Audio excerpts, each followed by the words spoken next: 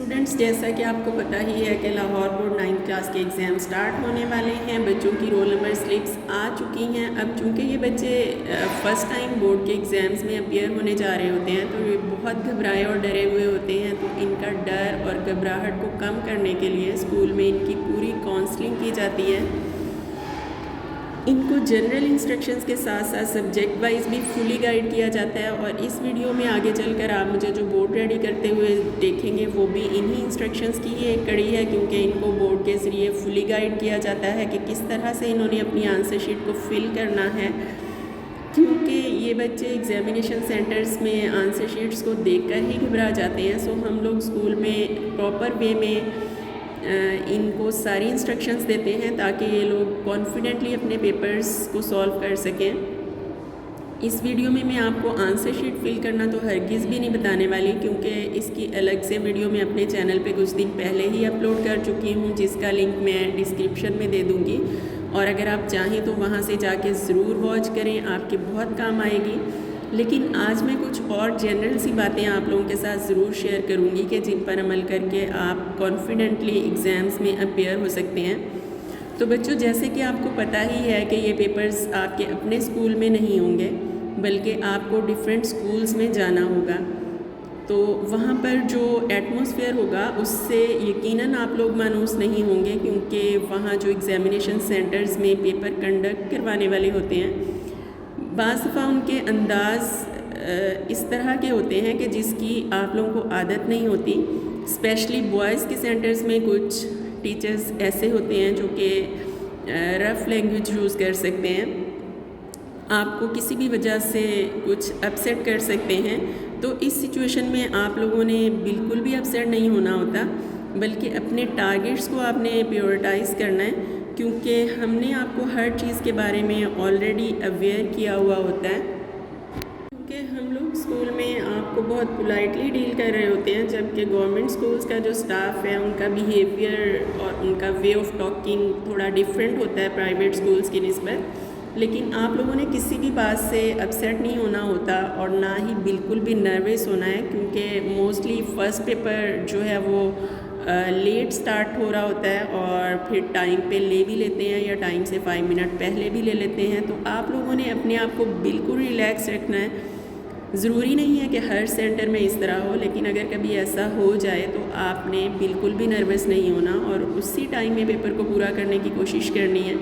लेकिन अगर अनफॉर्चुनेटली आपको लगे कि आपका पेपर जो है वो पूरा नहीं हो पा रहा, तो बहुत अच्छे तरीके से रिक्वेस्ट करें कि आपको 5 मिनट दे दें या जो आपने स्टार्ट किया हुआ है उसको पूरा करने दें। तो बच्चों, जहन में रखें कि वहाँ अमले से आपने हरगिज़ भी नहीं उलझना है।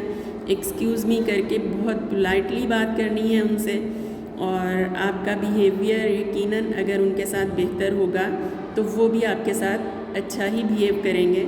और मोस्ट इम्पॉर्टेंट कि एग्ज़ामिनेशन सेंटर में जो पहुंचने का टाइम है उसको इजी नहीं लेना।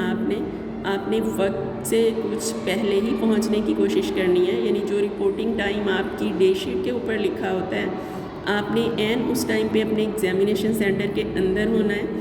क्योंकि ऐसा लास्ट टाइम हुआ भी था कि 10th क्लास का एक बॉय जो है वो कुछ मिनट लेट हो गया फ़िज़िक्स के पेपर में, और फिर उसको एग्ज़ामिनेशन सेंटर के अंदर नहीं जाने दिया गया और इस तरह से उसका वो पेपर रह गया था। इसके अलावा बच्चों, चूँकि आजकल रमज़ान है, तो आपने अगर पेपर देने जाना है रोज़े के साथ, तो आपने बहुत अच्छे से अपनी सहरी का एहतमाम करना है। मींस कि आपने सहरी में कार्बोहाइड्रेट्स वाली चीज़ें जैसे कि पराठा वगैरह लेना है। बच्चों, आपने पढ़ाई के साथ साथ इन सारी बातों का भी यकीनन एहतमाम करना है। तो मैथ्स के पेपर के बारे में चंद एक बहुत इम्पॉर्टेंट बातें जो मैं आपको बताने वाली हूँ उनको केयरफुली सुन लें और फिर आपने उन पे अमल भी करना है, क्योंकि मैथ्स ही वो सब्जेक्ट है कि जिससे मोस्टली बच्चे डरे और खौफज़दा होते हैं। लेकिन इसके साथ साथ मैथ्स में अगर आप थोड़ी सी एक्स्ट्रा एफ़र्ट कर लें तो आपके फुल मार्क्स बहुत इजीली आ सकते हैं। लेकिन उसके लिए आपके कॉन्सेप्ट्स अच्छे होने चाहिए और कॉन्सेप्ट्स के साथ साथ आपकी रिटन प्रैक्टिस भी बहुत अच्छी होनी चाहिए। बहुत से स्टूडेंट्स ऐसे होते हैं कि जिनके कॉन्सेप्ट्स बहुत अच्छे होते हैं, लेकिन उनकी रिटन प्रैक्टिस भी अच्छी होती है। लेकिन फिर भी अनफॉर्चुनेटली फुल मार्क्स नहीं ले पा रहे होते। तो उसकी रीज़न ये होती है कि उनका ख्याल होता है कि अगर पेपर में कैलकुलेशंस ठीक हैं तो फुल मार्क्स आ जाएंगे।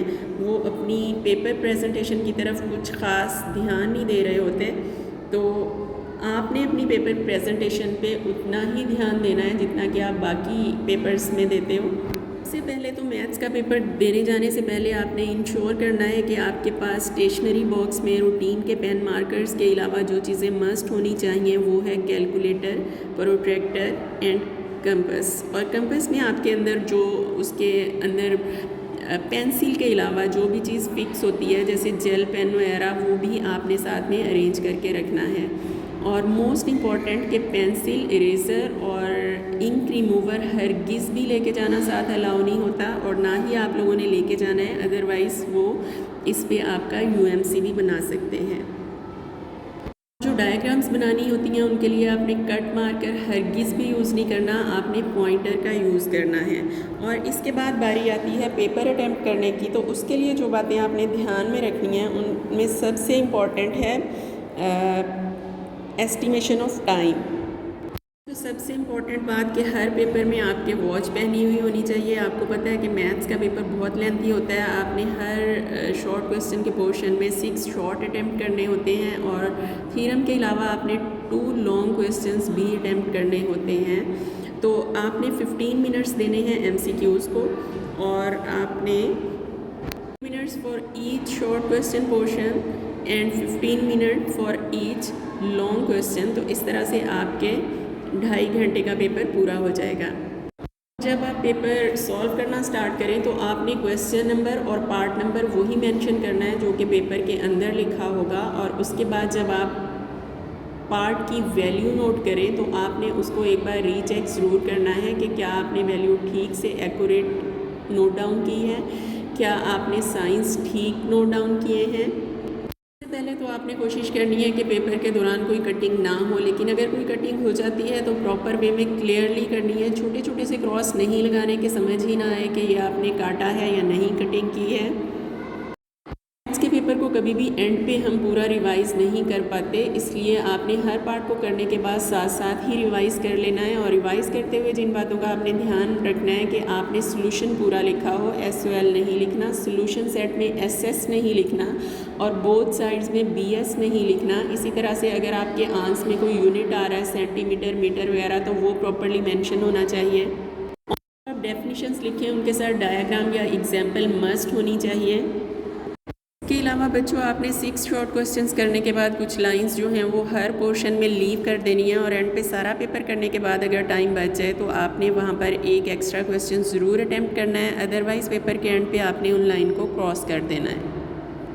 अगर अनफॉर्चुनेटली आपका कोई पार्ट रॉन्ग हो जाता है तो आपने उसको बार बार अटैम्प्ट करने में अपना टाइम वेस्ट नहीं करना, बल्कि उसको वहीं आपने छोड़ के चंद लाइंस छोड़ के आपने अगले पार्ट पे मूव कर जाना है। और एंड पे अगर आपके जहन में वो पार्ट आ जाए कि कैसे सॉल्व होना है तो फिर आपने उसको कंप्लीट कर देना है। सारा पेपर कंप्लीट हो जाए तो आपने एक बार ज़रूर हर सेक्शन के अपने शॉर्ट क्वेश्चंस को काउंट करना है कि क्या पूरे 6 आपने अटैम्प्ट किए हैं। और इसके अलावा 2 लॉन्ग्स, एक थ्योरम आपका मस्ट अटैम्प्ट हुआ होना चाहिए। जो इन सारी बातों को जहन में रखते हुए आप बेहतरीन पेपर अटैम्प्ट कर सकते हैं। So be careful, revise the formulas and yes practice a lot and you will surely score good marks. Best of luck, bye bye and अल्लाह हाफिज़।